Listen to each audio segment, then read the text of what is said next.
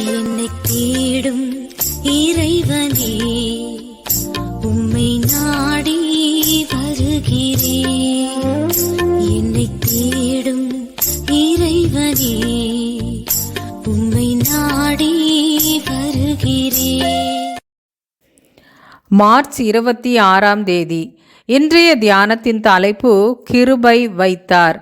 வாசிக்க வேண்டிய திருமறை பகுதி ஆதியாகமம் 39 அதிகாரம் 19 முதல் 23 வரை. கிருபை வைத்தார். கர்த்தரோ யோசேப்போடு இருந்து அவன் மேல் கிருபை வைத்தார். ஆதியாகமம் 39:21. யோசேப்பின் வாழ்க்கை சித்திரத்தை மனக்கண் முன் நிறுத்தி பாருங்கள். பலவண்ண அங்கி, சொப்பனம், சகோதரரின் பொறாமை, குழி, அடிமையாக விற்கப்படல், போத்திபார் வீடு, வீண் பழி, சிறை, பார்வோனின் சொப்பனத்திற்கு பொருள் கூறல், பெரும் பதவி, சகோதரருக்கு உதவுதல், குடும்பம் முழுவதும் எகிப்துக்கு வருதல், 400 ஆண்டுகளாய் எகிப்தில் வாழுதல். நேற்று நாம் பார்த்த நிகழ்ச்சியில் யோசேப்பு அநியாயமாக பழி சுமத்தப்பட்டானே.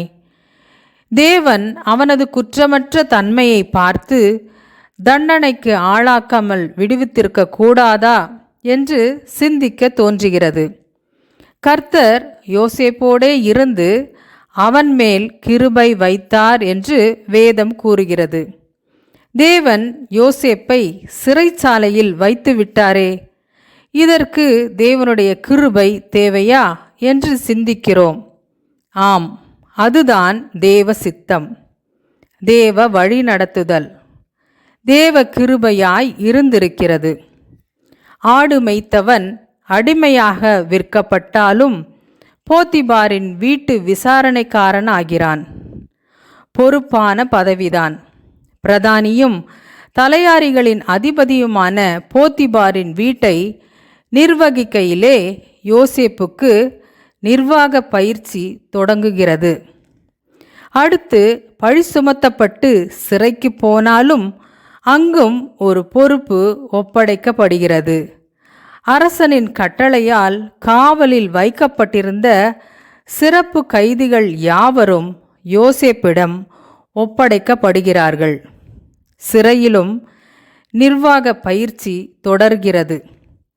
பிறகு அங்கிருந்து நேராக எகிப்து தேசம் முழுமைக்கும் அதிகாரியாகி போகிறான். எனவே யோசேப்பின் வாழ்க்கையில் அமைந்த ஏற்ற இரக்கங்கள் யாவும் தேவனுடைய திட்டத்தின்படியே நிறைவேறுகின்றன.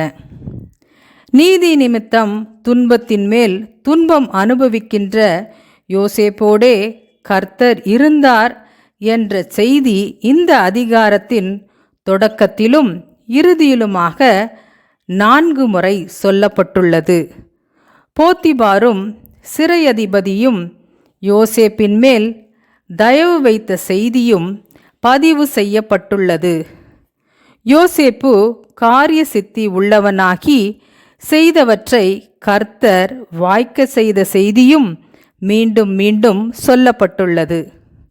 நம் வாழ்விலும் நாம் அடிக்கடி ஓரடி முன்னே வைத்தால் 2 அடி சறுக்குகிறதே என்று அடிக்கடி சலித்து கொள்கிறோமல்லவா? தேவனுடைய பிள்ளை இப்படி சோர்ந்து போகாமல் அவர் நம்மோடு இருக்கிறாரா? அவர் நம்மோடு இருக்கும்படி நம்முடைய காரியங்கள் நேர்மையாய் செய்கிறோமா என்று மட்டும் பார்த்து கொள்ளுங்கள். மீதியை அவர் பார்த்து கொள்வார்.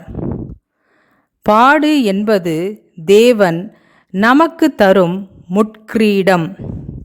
முட்கிரீடம் ஜீவ கிரீடமாக மாறுமே. பாடு என்பது தேவன் நமக்கு தரும் முட்கிரீடம். முட்கிரீடம் ஜீவ கிரீடமாக மாறுமே. ஜெபம். தேவனே, என்னோடிரும், என் காரியங்களை வாய்க்க பண்ணும். ஆமேன்.